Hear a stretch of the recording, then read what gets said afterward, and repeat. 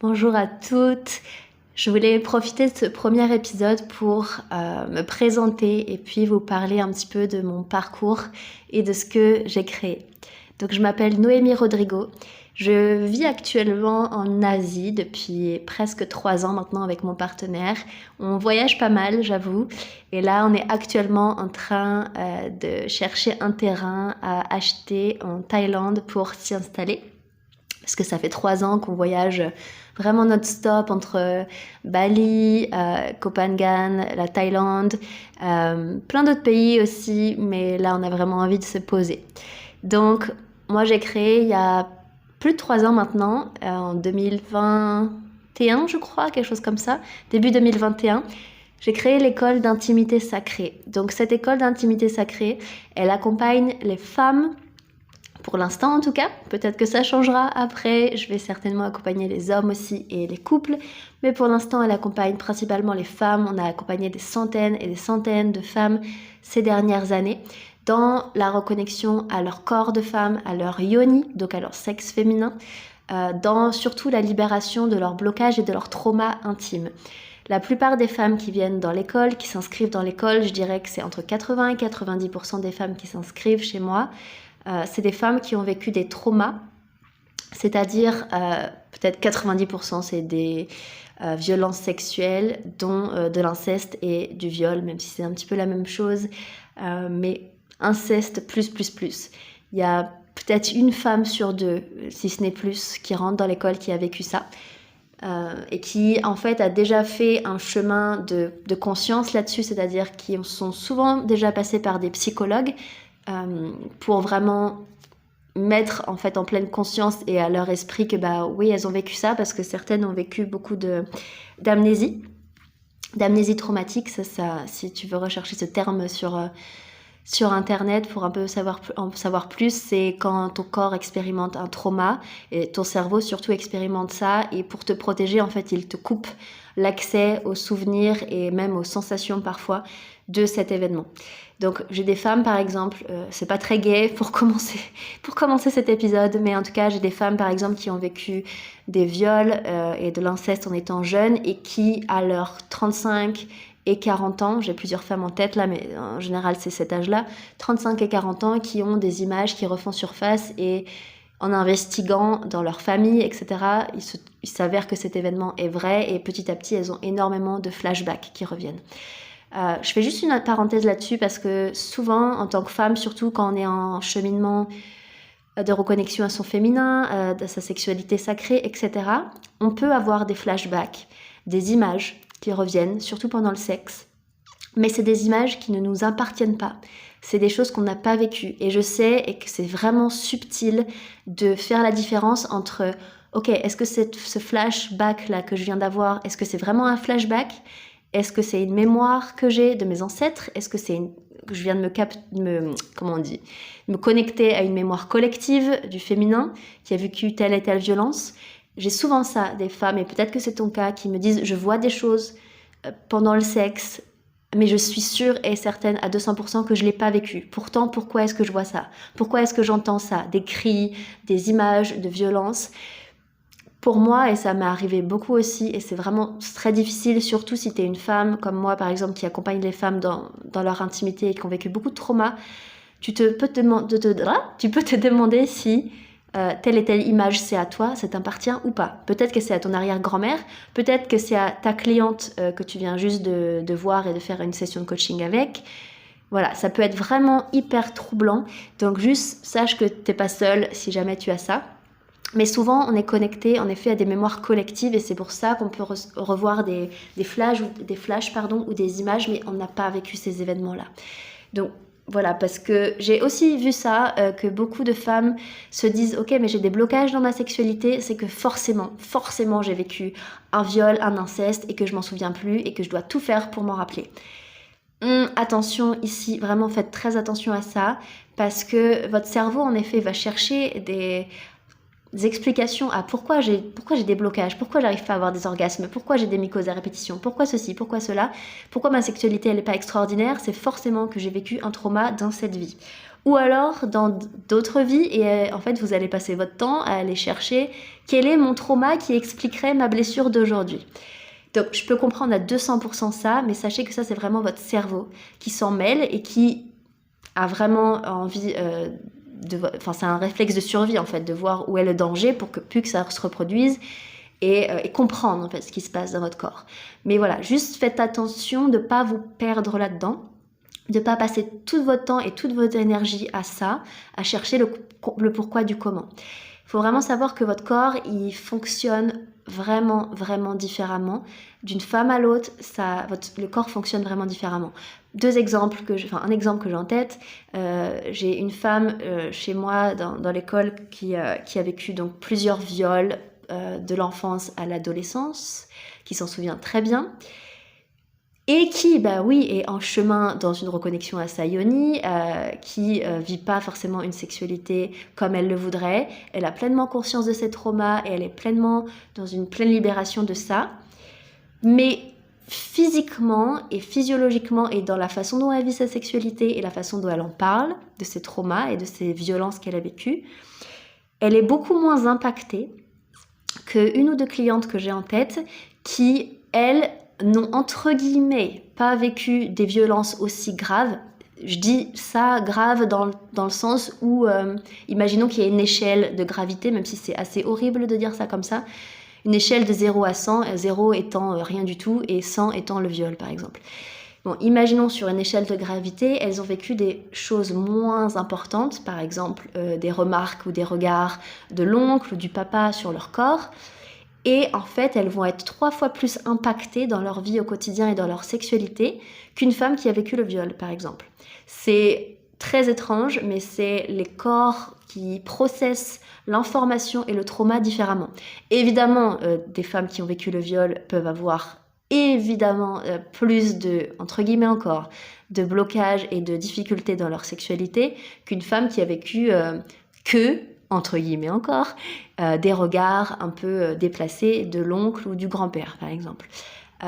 Mais voilà, faut savoir que les corps sont différents. Donc, j'ai certaines femmes qui n'ont pas vécu de violence sexuelle, on a toutes des traumas, on porte toutes des mémoires sexuelles, mais qui vont avoir beaucoup plus de mal à s'en libérer, parce que, je sais pas, et puis dans X vie avant elle, ou telle arrière-grand-mère a fait tel vœu de chasteté, ou ceci, cela. Et en fait, c'est beaucoup plus engrammé dans leur code génétique qu'une femme qui a vécu une violence dans cette vie, mais son corps est fait d'une certaine manière qu'il va processer le trauma beaucoup plus rapidement qu'une autre. Donc juste voilà, petite parenthèse là-dessus. Donc cette école, elle est pour les femmes en effet qui ont vécu des violences, des traumas, des abus sexuels, mais pas que. J'ai aussi des femmes qui ont une sexualité, on va dire, classique, si je peux dire ça comme ça, et qui sentent qu'autre chose est possible, qu'elles peuvent être encore plus connectées à leur corps, encore plus connectées à leur yoni, qu'elles peuvent encore plus développer l'accès aux orgasmes, au plaisir, à différents types de plaisirs. Elles veulent accentuer et découvrir une connexion beaucoup plus forte à leur partenaire, dans leur couple. Elles veulent expérimenter différents types de sexualité, mais elles ne savent juste pas comment faire parce qu'elles n'ont pas été éduquées dans un cadre où la sexualité était abordée de manière fluide, où elles sont depuis, je sais pas, leurs 15 ans jusqu'à leurs 45 ans, elles ont toujours été avec le même partenaire et elles ont été mamans très jeunes et donc elles n'ont pas pu expérimenter tous les aspects de femmes et de leur féminin parce qu'elles sont passées en fait, la plupart c'est ça en fait, elles sont passées de filles, de jeunes femmes, ados à maman, direct. Et elles n'ont pas eu la phase femme, découverte de qui je suis en tant que femme, découverte, un peu exploration de mon érotisme, de mon pouvoir séducteur, de mon pouvoir de plaisir. Il y a eu rapidement le shift de jeune fille à maman, j'ai des obligations, le travail, et puis le petit burn-out à droite à gauche qui traîne, qu'on connaît très bien. Donc voilà, c'est souvent ces schémas-là que j'ai. J'ai tout type de femmes dans l'école. J'ai des femmes qui ont de 18 à 70 ans, donc voilà, vous êtes toutes les bienvenues dans tous les cas, Que ce soit que vous ayez envie de vous libérer de manière douce de traumatisme ou que vous ayez envie d'explorer votre sexualité. Donc, comment j'en suis arrivée ici? C'est assez dingue parce que moi-même, je suis dans... Alors, je suis pas dans une recherche de ça parce que je connais bien mon corps maintenant et je force pas. Mais je me demande si j'ai pas moi-même vécu ce qu'on va appeler une amnésie traumatique parce que parfois j'ai des flashbacks d'images, de choses dans mon enfance qui me sont arrivées, qui me seraient arrivées en fait. Sauf que je n'ai jamais eu le fin mot de l'histoire, en tout cas à l'heure où j'enregistre cet épisode. Donc je ne sais pas. Je ne sais pas ce qui s'est passé avec telle personne quand j'étais enfant. Je me pose beaucoup de questions, mais je ne vais pas chercher plus loin. Je me dis, si mon corps doit s'en rappeler, si mon cerveau doit s'en rappeler, il s'en rappellera. Je lui fais confiance. Maintenant, ça fait des années que je travaille dans ce domaine-là. Donc, j'ai tous les outils qu'il faut pour me soutenir si jamais. Donc, dans tous les cas, ce que j'ai vécu moi, personnellement, c'est que j'ai eu une sexualité... Si je me compare à la moyenne, j'ai eu une sexualité tardive, c'est-à-dire que j'ai eu mon premier rapport à 18 ans. 18 ans et quelques d'ailleurs. Et j'ai très vite enchaîné les hommes, les jeunes hommes à cette époque-là, surtout, les petits boys à droite à gauche, c'était assez rigolo. Mais j'étais très dissociée de mon corps parce que j'avais énormément de traumatisme au niveau de l'estime de moi. J'avais pas du tout d'estime de moi, d'amour de moi. Il fallait toujours que je me prouve que j'étais assez bien, qu'on pouvait m'aimer, et ça passait pour moi par la drague et le sexe. Pour vous dire, si jamais je sortais, je sais pas moi, en boîte, quelque part... ça fait d'ailleurs des années que je suis pas allée en boîte, je ferais une crise cardiaque à mon avis si je sors en boîte maintenant. Mais bref, j'ai eu une époque où je sortais beaucoup en boîte pendant des années, et si je revenais pas avec quelqu'un, ou j'avais pas dragué quelqu'un, ou j'avais pas entre guillemets pécho 3 ou 4 gars dans la soirée, ça me rendait folle parce que j'avais pas eu ma dose de Noémie, on t'aime, tu es belle, tu es désirable, tu mérites d'exister presque. Et mon estime de moi-même et mon amour de moi est passé par le regard de l'homme. Et c'est très dur encore pour moi aujourd'hui parfois de pas dépendre du regard de l'homme, même si évidemment j'ai guéri énormément de choses et libéré énormément de choses. Parfois je me vois encore faire et je me dis purée, mais en fait, si tu vivais cette même situation, et imagine que personne te regarde, que ton partenaire il n'existe pas, est-ce que tu aurais ces émotions-là? Est-ce que tu aurais ces émotions-là? Est-ce que tu aurais ces pensées-là? Est-ce que tu ferais la même chose? Non, certainement pas. Donc, pour moi, évidemment, alors on va pas parler maintenant du rapport au père, etc., qui a évidemment un impact qui influe énormément sur ces comportements-là que j'ai pu avoir. Mais en tout cas, mon amour de moi et ma raison d'exister, elle dépend du regard de l'homme et de l'approbation de l'homme. En gros, si un homme faisait l'amour avec moi, c'est que j'étais hyper importante, qu'il pensait que à moi tout le temps, en tout cas que je pouvais me relaxer parce que j'avais eu l'approbation du masculin sur ma propre existence en fait. Et c'est le cas d'énormément de femmes, j'ai pu remarquer ça. Et d'autres qui vont dans le contraire de ça, qui vont dans mais non, je n'ai pas besoin de l'homme pour exister, l'homme il me sert à rien, je suis très bien tout seul, etc. Et en fait c'est l'extrême contraire de moi et des schémas qui me ressemblent, qui ne veulent surtout pas avoir besoin, enfin se rendre compte qu'elles ont besoin du masculin pour exister, parce que c'est ok d'avoir aussi besoin du masculin pour exister. Voilà, donc en fait ce que j'ai fait quand j'étais jeune, ça fait 10 ans maintenant à peu près, j'accumulais énormément de partenaires. Des fois dans la même soirée je pouvais appeler 2 hommes différents qui viennent chez moi. Vraiment j'accumulais beaucoup d'hommes et il fallait que j'accumule des hommes. C'était vraiment de la drogue, vraiment comme de la drogue. Si j'avais pas ça, je pétais un plomb.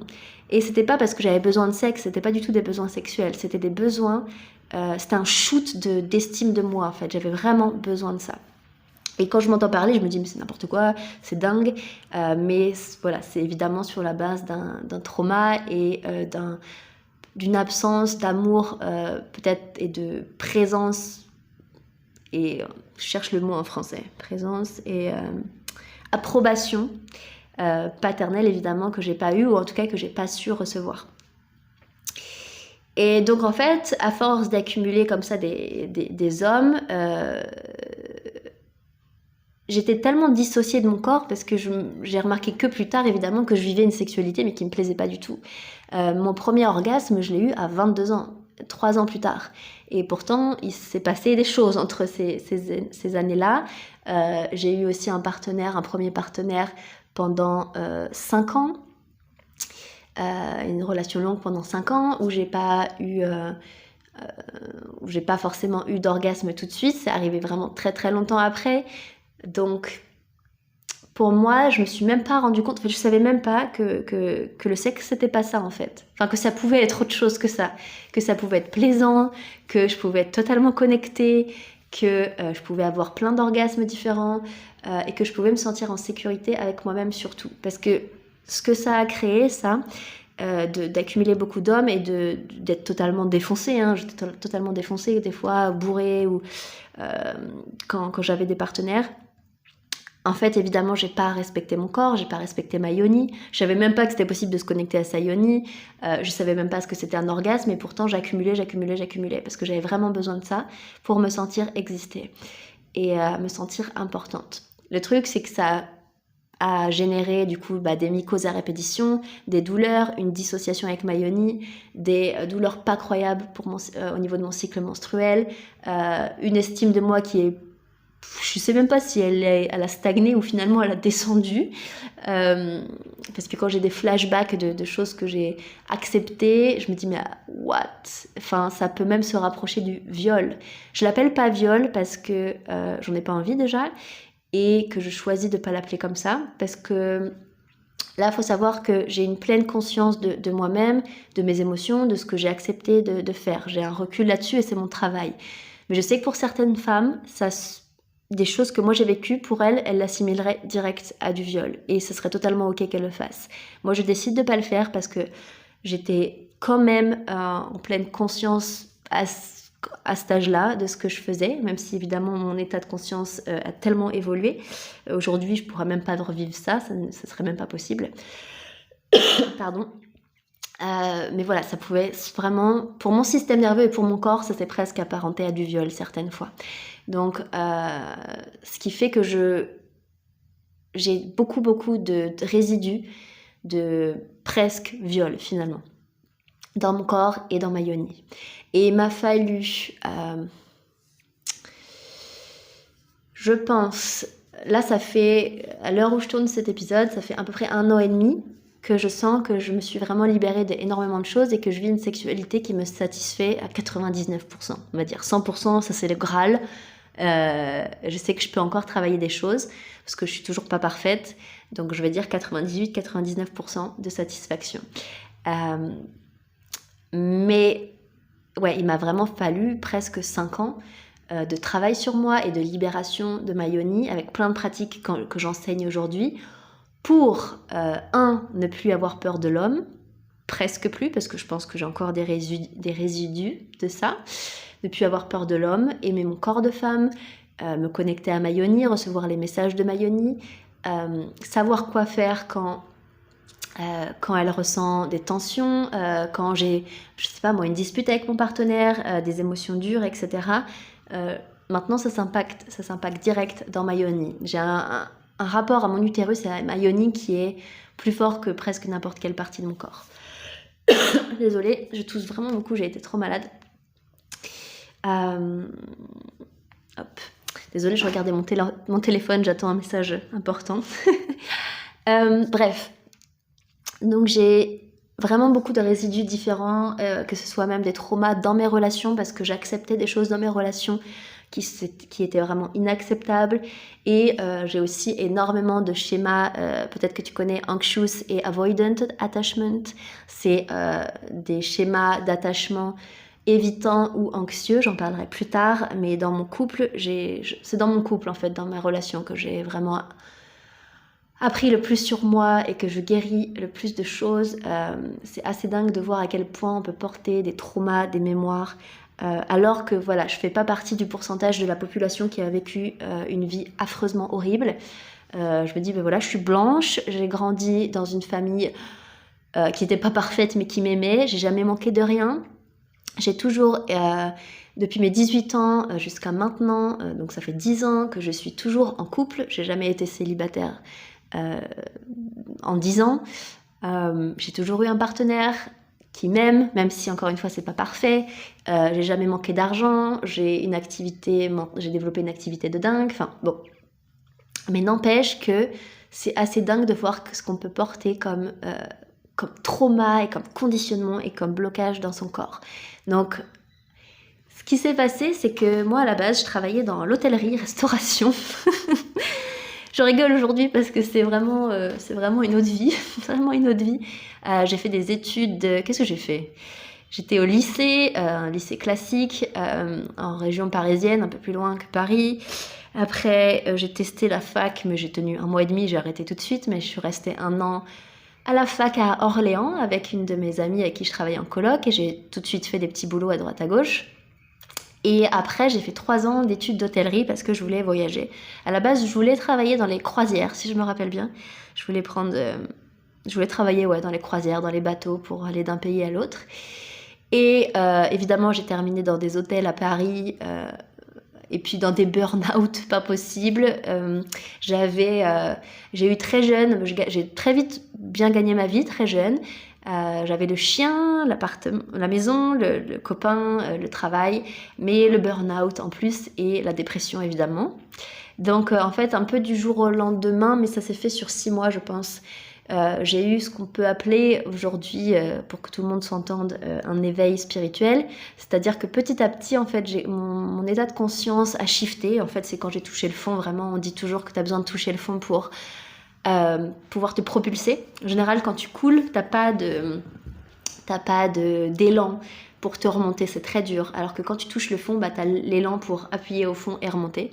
Donc c'est pour ça, je pense que beaucoup de personnes touchent le fond et ont ensuite l'énergie pour remonter. Bref, donc je suis passée par là et petit à petit, je me suis vraiment très vite dirigée dans le monde du chamanisme, de la méditation, des ecstatic dance, c'est-à-dire des danses libres. Tout ce qui va être, voilà, je me suis formée ensuite au Reiki, à la naturopathie, etc. Et j'ai vraiment tout quitté presque du jour au lendemain. J'ai quitté mon partenaire, mon chien aussi, ça a été... Quitter mon partenaire, ça a été très dur, ça a été aussi la meilleure décision que j'ai jamais prise. À chaque fois, ça a été fluide. Ça a été fluide et c'était la chose juste à faire.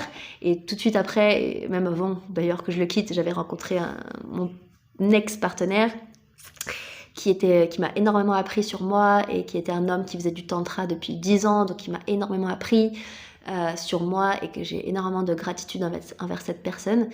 Mais voilà, en tout cas, j'ai quitté mon partenaire avec qui je suis restée 5 ans et ça a été super dur et j'ai aussi dû quitter mon chien et ça a été très très dur aussi, vraiment vraiment très très dur. Donc je me suis formée en naturopathie et à ce moment-là, j'étais en relation du coup avec ce partenaire tantrique que j'appelle partenaire tantrique parce que c'était vraiment un shift de type d'homme, on va dire. Même si mon partenaire initial, avec qui je suis restée 5 ans, est une personne merveilleuse, c'est un homme au grand cœur que je respecte beaucoup et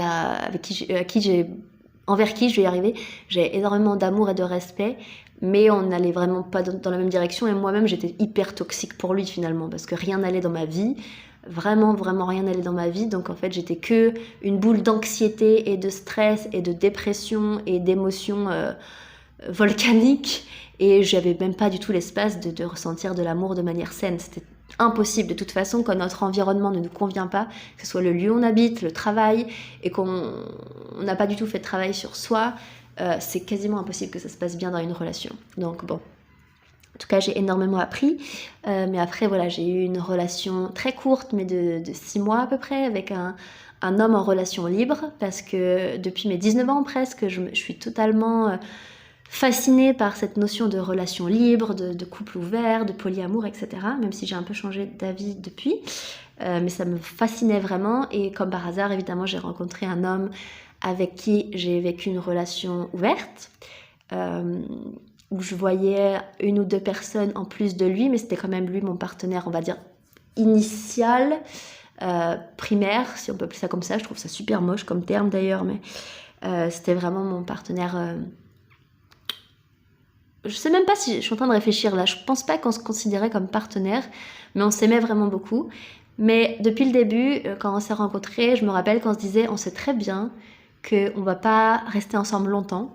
Il y avait cette notion de, on savait qu'on a quelque chose à expérimenter ensemble. C'était très fort, c'était très beau. Franchement, j'ai énormément de gratitude pour cette relation, mais on savait que ça allait pas durer.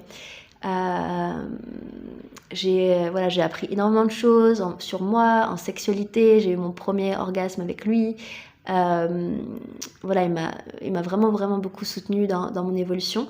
Et comme j'étais en relation ouverte aussi, du coup j'ai rencontré mon partenaire avec qui je suis actuellement depuis 3 ans, Sacha, et avec qui j'ai la plus belle relation que j'ai jamais eue et qui se développe de plus en plus, dans laquelle on est passé par relation ouverte, relation fermée, relation demi-ouverte, demi-fermée.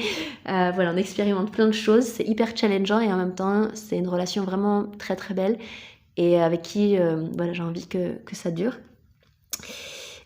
Et du coup, en parallèle de ça, donc quand je l'ai rencontré il y a plus de 3 ans maintenant, lui, à cette époque-là, il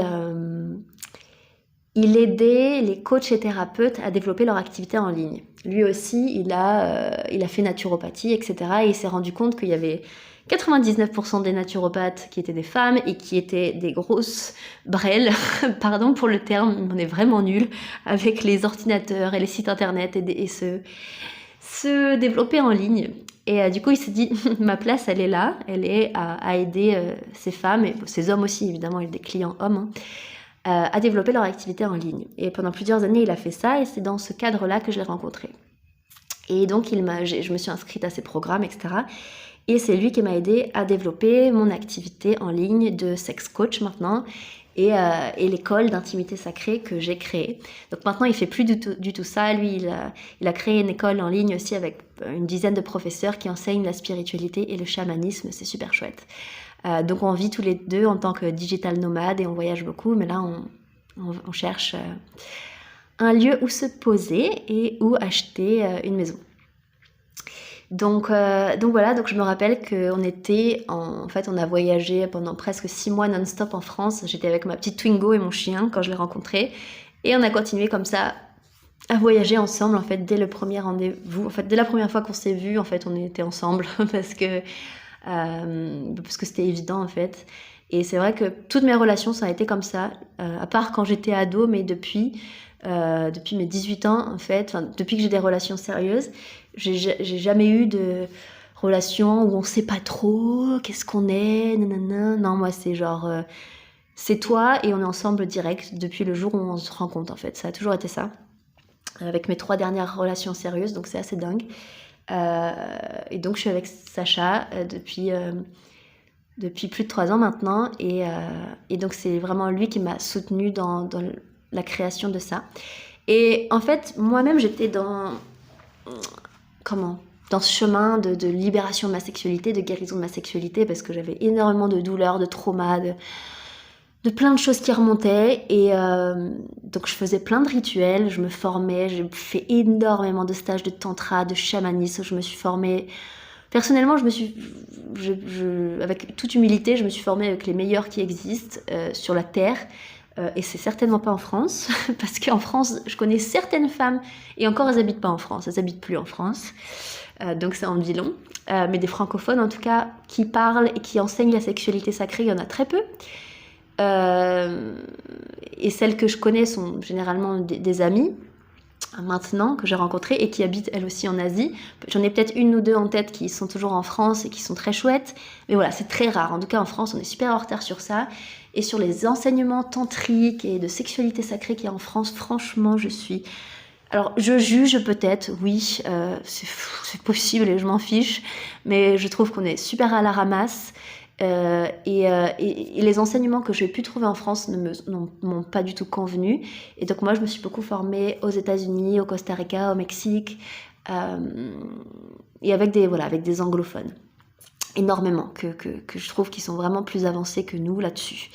Et donc toutes les retraites que j'ai fait aussi, la plupart ont été faites à l'étranger avec des gens incroyables, des femmes incroyables qui vraiment incarnent ce qu'elles transmettent. Donc ce qui me permet moi aujourd'hui de vous transmettre ce que moi j'ai expérimenté avec moi-même et on va dire ce que ma maîtrise, c'est vraiment la yoni. Donc la yoni, c'est le Y-O-N-I, c'est le terme sanskrit donc de l'ancien indien qui veut dire sexe féminin, où ça regroupe tout votre organe génital féminin, de votre utérus, ovaire, trompe, à votre vagin, clitoris, etc. etc. Je continue de parler, mais je regarde mon téléphone parce que j'attends vraiment un message et on m'en envoie pas et c'est chiant. C'est pas grave, ok. Excusez-moi. Pour tout vous dire, là, on est en train on va dater, on a un date avec un couple on doit s'arranger sur où est-ce qu'on doit se retrouver, on n'a toujours pas décidé et il est déjà tard. Et voilà. Bref, comme ça vous avez ma vie en live. Donc, qu'est-ce que je disais ? C'est Noémie dans toute sa splendeur dès que je me mets à divaguer. Je sais même plus ce que je dis. Je sais plus. Oui, je me disais que j'ai été formée à droite à gauche, mais certainement pas en France ou très rarement. Et est-ce que je vous parle de ça ? Je réfléchis. Désolée, je me suis un petit peu perdue. Et oui, et donc donc je faisais beaucoup de pratiques avec moi-même, de stages et tout ça pour la libération de la yoni, parce que voilà, c'est vraiment la yoni dans laquelle je suis spécialisée, dans la libération des tensions et des traumas dans la yoni, dans la chair de la yoni. Je fais beaucoup de pratiques comme le massage de la yoni, la réflexologie vaginale, le sexe magique ou sexe transcendantal, j'en parlerai dans un autre épisode, mais c'est des pratiques de sexualité avec soi pour à la fois libérer des traumas et libérer ton plein potentiel orgasmique. Donc mon travail est très chouette, très intense mais très chouette. Et en fait, on était au fin fond des Cévennes en France avec Sacha il y a plusieurs années. Et je voulais me développer, donc je voulais accompagner les gens. Je le savais, mais j'étais partie pour la naturopathie, le reiki, etc. parce que je m'étais formée à ça. Mais il me dit, mais Noémie, moi je te vois dans le sexe en fait, dans la sexualité, aider les femmes dans leur sexualité. Et je le regarde, on était en haut d'une montagne, je me rappelle très bien de la montagne, et puis il y avait mon chien, et il faisait super froid, et il y avait une montagne avec plein de visages en face, des rochers avec plein de visages, vous savez. Et je lui dis, mais quoi ? Mais comment ? Enfin, je me sentais pas du tout légitime, parce que moi-même, j'étais en pleine guérison, donc comment est-ce que je peux enseigner un truc alors que je suis pas parfaite dedans ? Mais il me dit, mais si. Et puis, je l'ai vraiment cru parce que... Enfin, je l'ai pas cru, mais je l'ai cru d'une certaine manière. Mon inconscient l'a cru parce que c'est son travail et il est très fort pour trouver le purpose, comme on dit en français, le chemin de vie des gens. Et donc, je me suis dit, ok, je vais déjà enseigner aux femmes à comment se reconnecter à leur corps, etc. Donc, j'ai commencé comme ça.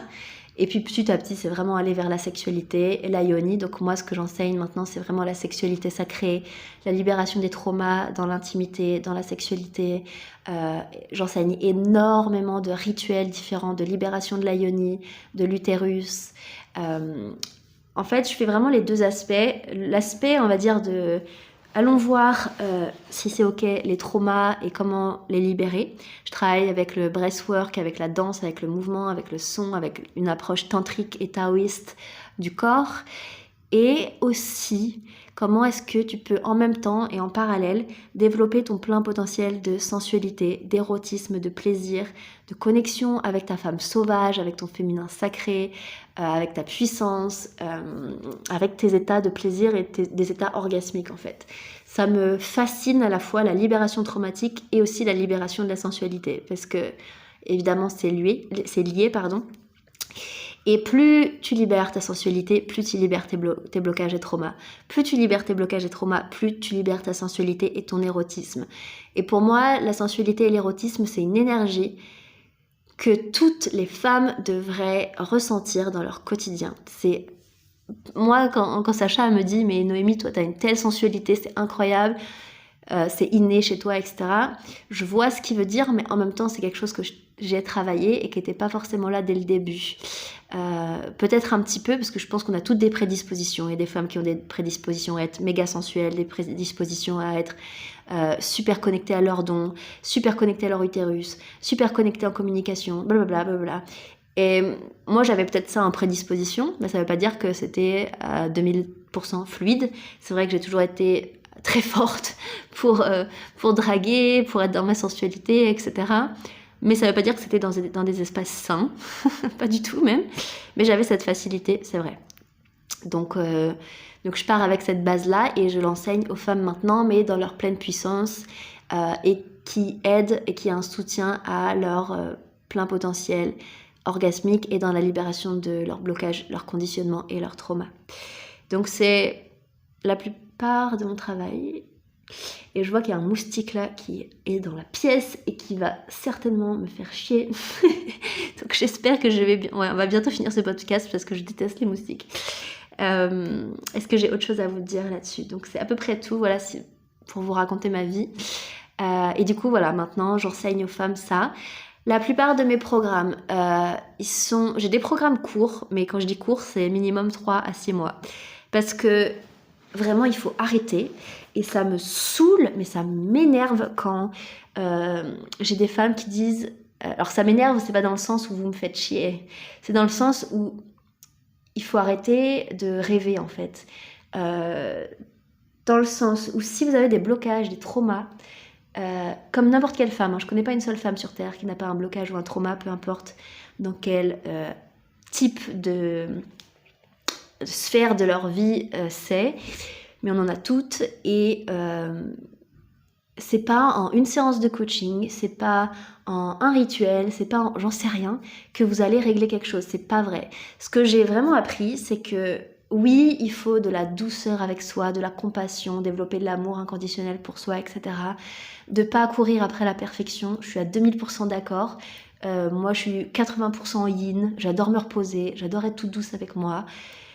Mais si vraiment on veut avoir des changements dans notre vie, si on veut évoluer, si on veut sortir de nos schémas dans lesquels on s'enferme nous-mêmes la plupart du temps, il faut trouver l'équilibre entre je m'honore et je me respecte et je suis tout douce avec moi, et aussi je me fous des coups de pied au cul et j'ai une certaine discipline avec moi et d'engagement avec moi, parce que j'en ai trop vu et j'ai été là-dedans aussi, des femmes qui sont dans non mais tout doux et voilà, je dois m'accepter comme je suis, etc.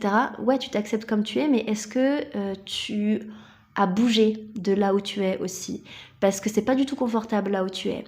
Et ce qui m'a trop frustrée au tout début de mes programmes, c'est vraiment au tout début, quand j'avais des programmes en accès à vie, et puis j'étais en mode tranquille, tu le fais quand tu veux, t'as le temps de le faire.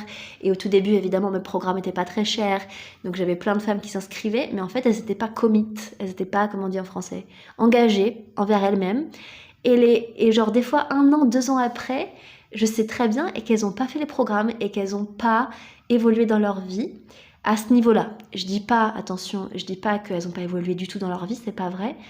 Mais en fait, il y a un certain... personnellement, il y a une certaine discipline à développer avec soi si on veut vraiment qu'il y ait un impact quelque part dans nos vies. Il faut trouver l'équilibre entre le yin et le yang. Le yin, c'est-à-dire te reposer, t'aimer inconditionnellement.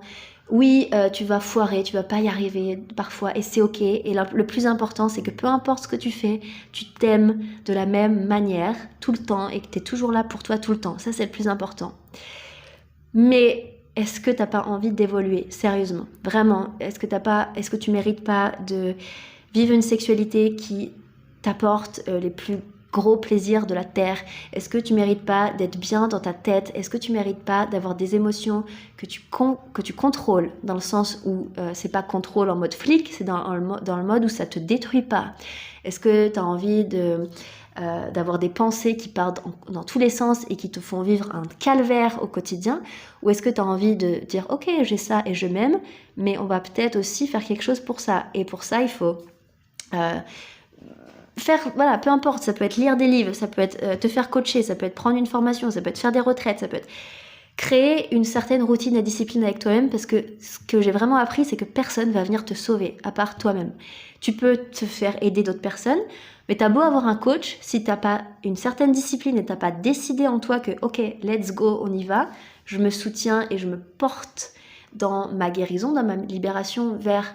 Alors j'allais dire une meilleure version de moi-même, mais je sais pas pourquoi j'allais dire ça, parce que c'est pas du tout le terme que je cherchais. mais vers un bien-être qui fait que je me sens bien dans mon corps et que j'aime ma vie en fait. La plupart des femmes, dont moi, et je suis encore en train de travailler là-dessus, on n'aime pas notre vie, on n'aime pas les émotions qu'on se fait vivre, on n'aime pas les pensées qu'on a, on n'aime pas forcément la sexualité qu'on a, on n'aime pas les schémas qu'on a dans nos relations. Et donc, il y a un moment donné, il faut se dire, ok, j'ai pleinement conscience de tout ça, et ça prend du temps, ça prend des années parfois de juste avoir pleinement conscience de ces schémas, et de travailler à s'aimer, même si c'est pas parfait, même si j'ai encore choisi un schéma pourri, même si j'ai choisi des pensées de merde aujourd'hui. Ok, est-ce que je m'aime? Oui, mais est-ce que j'ai envie de m'aimer? Est-ce que je peux pas m'aimer dans un autre cadre aussi? C'est vraiment trouver cet équilibre-là, et c'est pour ça que mes programmes, parce que tout ça pour en arriver là, c'est pour ça que mes programmes, ils durent au minimum 6 mois à 1 an et demi, parce qu'il faut du temps pour se reconnecter à son corps, il faut du temps pour se reconnecter à sa yoni et à son utérus, et que c'est pas en une pratique ou en une retraite que tu vas changer quelque chose. Moi-même, j'organise des retraites, moi-même, je vais à des retraites, et à des retraites, par exemple, qui durent, je sais pas, 3 jours, une semaine, tu vis des trucs très très forts. Ça, c'est vrai, tu te prends des claques énergétiques, tu évolues en fois 12 000 par rapport au quotidien, c'est vrai, et c'est très fort, mais c'est juste très fort d'un coup. Et peut-être que si tu as déjà été à des retraites, est-ce que si tu es pleinement, comment on dit en français, pleinement vrai avec toi-même, est-ce que tu appliques des exercices que tu as fait à la retraite encore aujourd'hui dans ton quotidien pour t'aider? Je suis pas sûre. Ça a pu t'aider, te faire prendre conscience de plein de choses, mais c'est quotidiennement que tu dois te soutenir et avoir des pratiques.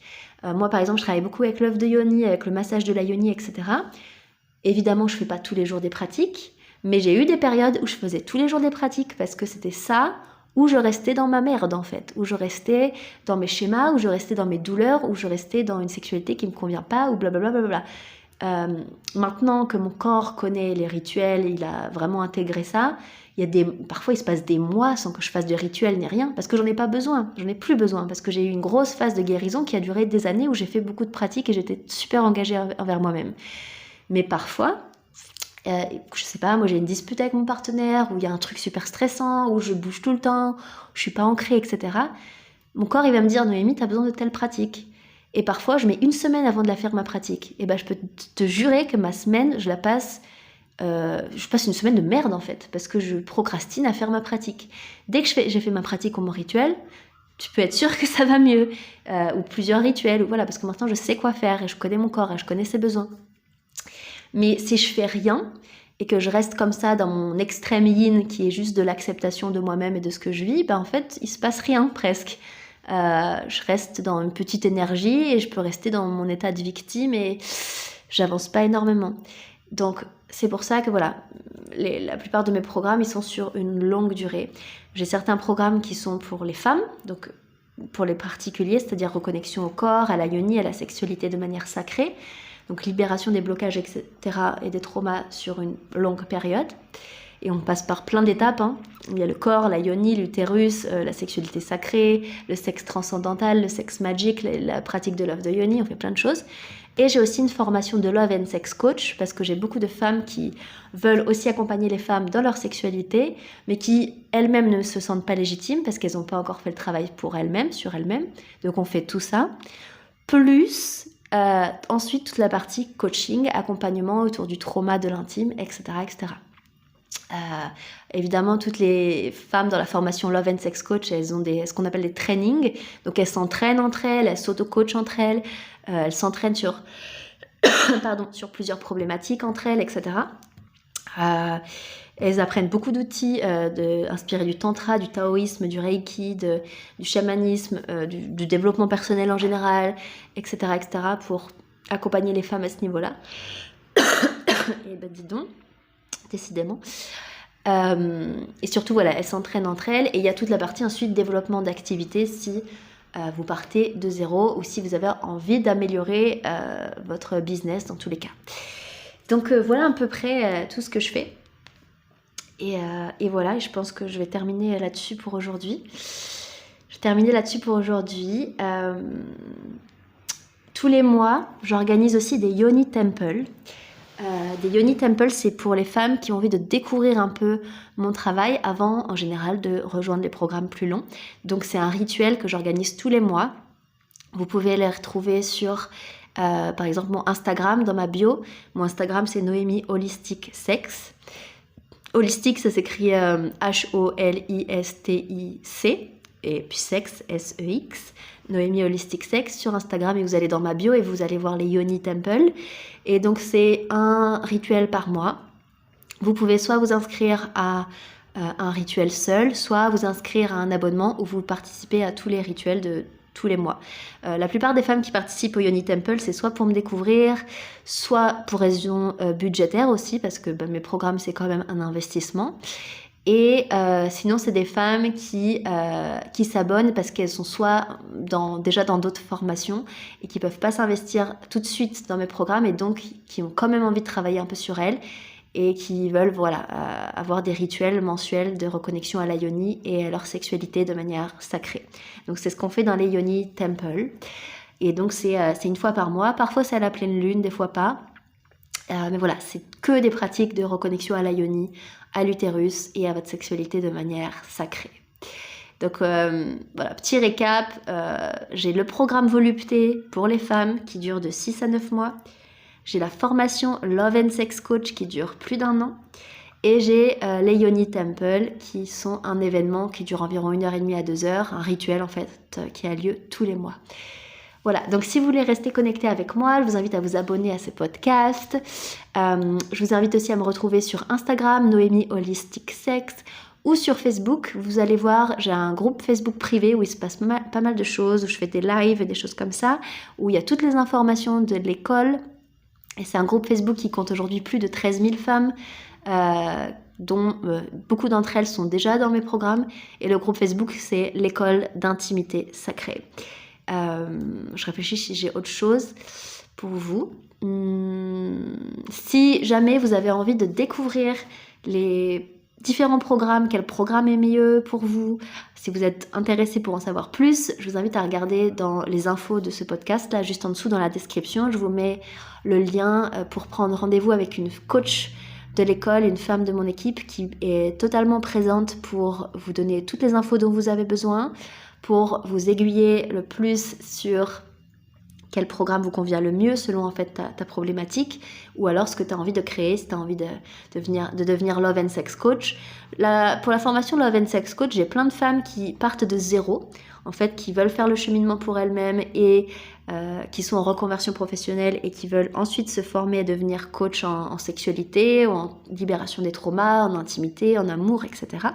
Et j'ai aussi des femmes qui sont déjà coach thérapeutes et qui veulent tout simplement avoir ce cheminement pour elles-mêmes et des outils concrets pour accompagner leurs clientes, parce que la plupart d'entre elles, quand leurs clientes commencent à leur parler de sexualité ou de relation amoureuse et de trauma là-dedans, elles n'ont pas les outils, parce qu'elles n'ont pas fait le travail sur elles-mêmes et elles n'ont juste pas les outils concrets. Donc c'est ça qu'on apprend dans la formation Love and Sex Coach. Cette formation, elle est très demandée. Pourquoi ? Parce que la plupart des problématiques des humains aujourd'hui, c'est dans les relations amoureuses et dans la sexualité. Évidemment, on a des problèmes dans toutes les sphères de notre vie, au travail, en famille, etc. Mais regardez autour de vous, regardez-vous votre propre vie. Là où on a le plus de triggers, de struggle, c'est quoi, comme on dit en français, de difficultés en général, c'est dans les relations amoureuses et dans la sexualité. Donc, quand vous commencez à travailler et à guider les femmes dans le domaine de la sexualité, et en France, ça commence à émerger tout juste. Il y a très peu de gens en France qui font ça pour l'instant. Donc, l'offre est vraiment très, très inférieure à la demande à ce niveau-là. Donc, cette formation, elle est très, très demandée. Donc, je vous invite vraiment à découvrir ça si ça vous parle. Et ce qui est possible aussi, c'est de d'abord rentrer dans le programme Volupté, le programme où vous faites tout le cheminement pour vous, toute la découverte de la libération de vos traumas, etc., la compréhension de votre corps, de votre sexualité. Et ensuite, vous pouvez shifter dans la formation Love and Sex Coach si vous voulez. J'ai certaines femmes qui font ça, et beaucoup font ça, j'avoue, et c'est tout à fait possible aussi. pour vraiment y aller en douceur et puis prendre le temps. Parfois, certaines finissent le programme Volupté, elles attendent 6 mois, 1 an, le temps d'intégrer, et ensuite elles intègrent la formation Love and Sex Coach. Parfois, elles l'intègrent direct, elles sont dans le programme Volupté, elles adorent, et du coup elles disent non mais en fait je veux aussi commencer à me former et à développer mon activité de Love and Sex Coach. Donc c'est parti, et elles font ça en même temps, donc voilà, il y a plein de possibilités. Ok, j'étais heureuse de vous parler aujourd'hui. On se retrouve tout bientôt pour un prochain épisode et je vous embrasse.